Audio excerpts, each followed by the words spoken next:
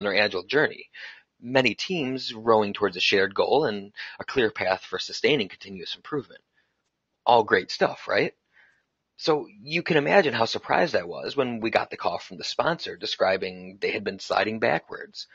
Old habits were creeping back in, and with it, their old results were returning.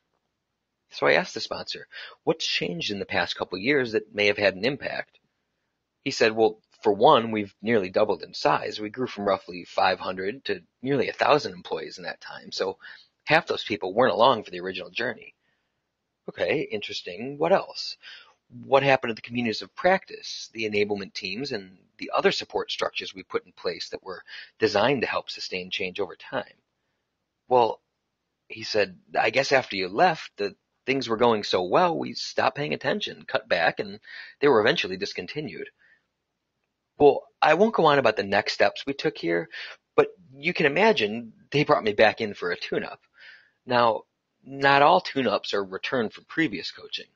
Many times it's the first time coaching's been brought into an organization, but like I mentioned earlier, having another experienced yet outside point of view can be pretty revealing.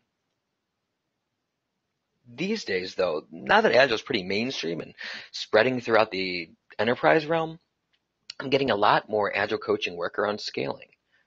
I just recently completed a client engagement where I arrived and they had already been using Scrum for 2 years and now needed help navigating the complexities of scaling.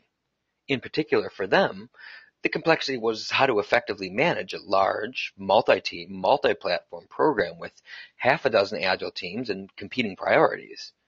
And that was just one program among a mixed portfolio of others that had not yet adopted Agile in any way.